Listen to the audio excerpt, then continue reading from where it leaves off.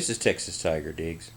You know my deal is I like to uh, try to make mid-range detectors as high-end compatible as I can.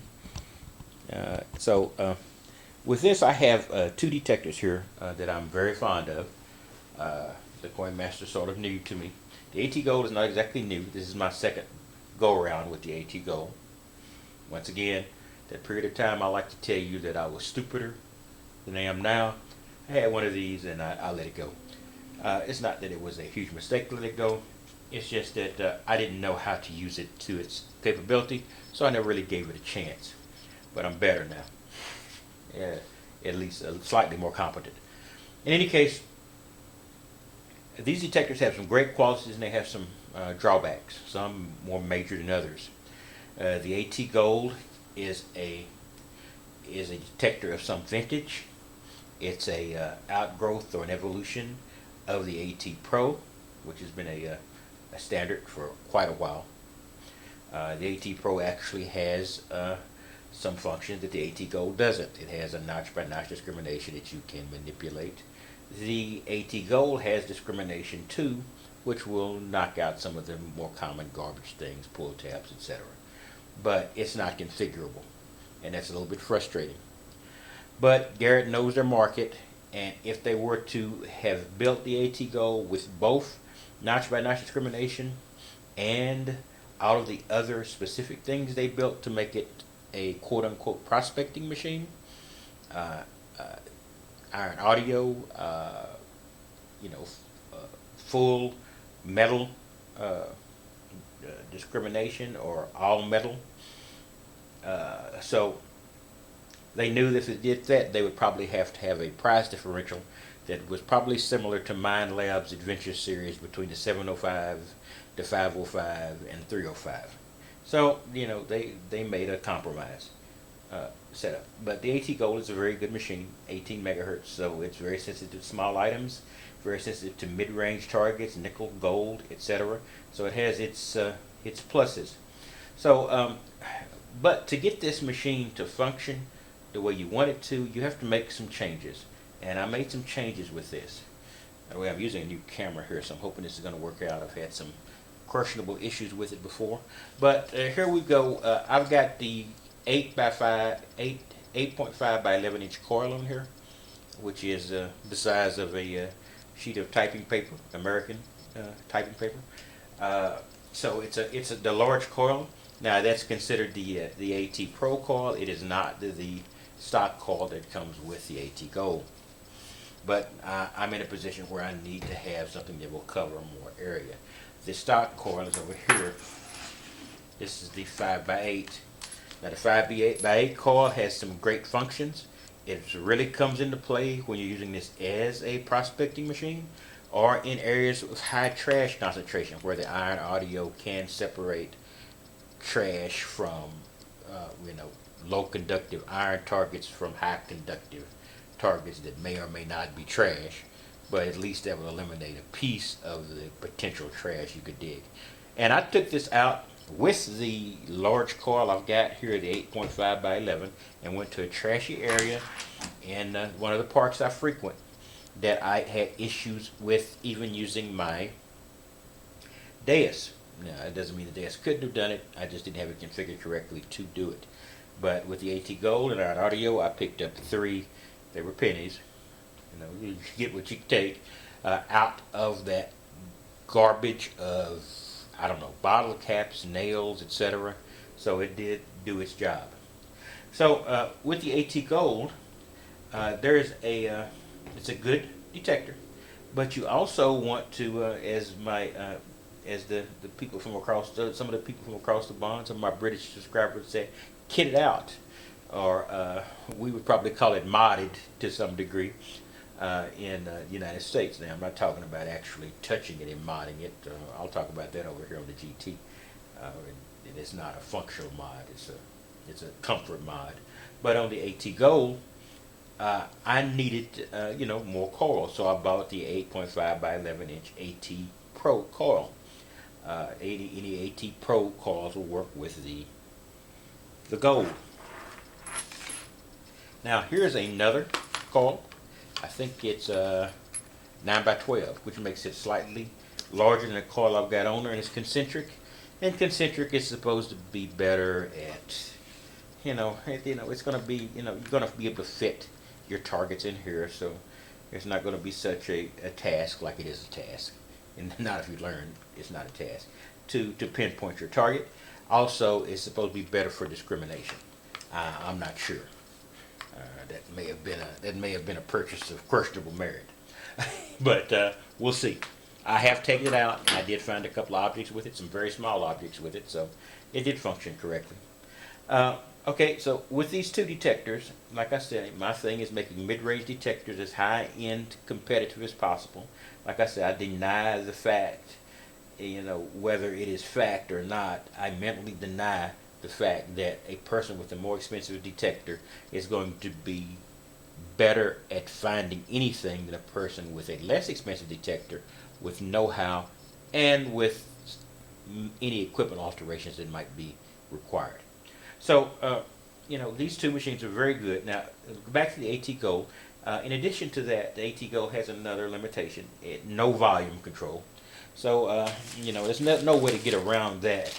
But I did get well, there is a way to get around it. It's sort of excruciating. But I did get the adapter that will adapt the Garrett interface, the waterproof interface, to a 1/4 inch jack. So, I could put another speaker system on here. It's a very small speaker, one which I can alter the audio on, or I can use earplugs or ear jacks, which will probably require a 1/4 to 1/8 inch adapter in addition, and then I can get those with adjustable volume as well.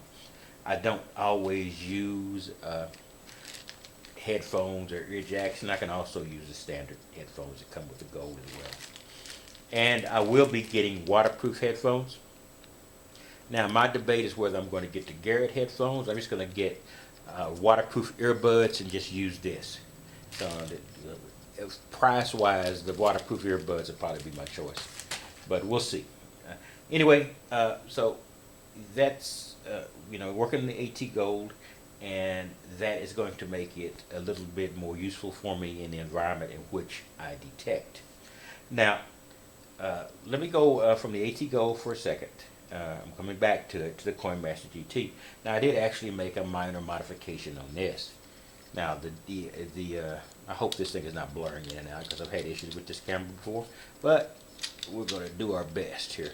Now, I'm going to take off the cable connection here to do this, to show you what changes I made. Okay, so here we go. Like I said, the major shortcoming with the Coinmaster GT is that it's short. I'm about 6'3", which is not extraordinarily tall. I'm not a basketball player tall. I'd be a small point guard if I could find a job in the NBA, which is not likely, considering my lack of coordination and excessive age. But I had to make a change here to get this more useful for me. I don't know if you're going to be able to see this. I'll try to get it closer. Set this aside. But there are two sets of holes here. One I drilled. This was the original set, so that had that much more of this shaft in it. So I probably increased the length by a 1/2 inch, and that's quite a bit of increase because it was just uncomfortable. I had to reach to put the coil to the soil in effect. So now that has improved that considerably. Now it's a very powerful and deep detector. For its cost, it's extraordinary.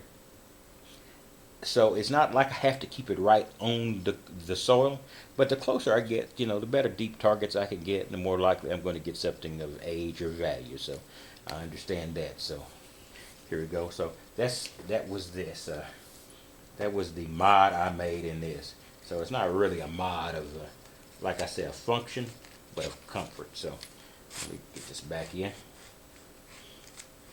And anyway, so with that, I will be able to use this better.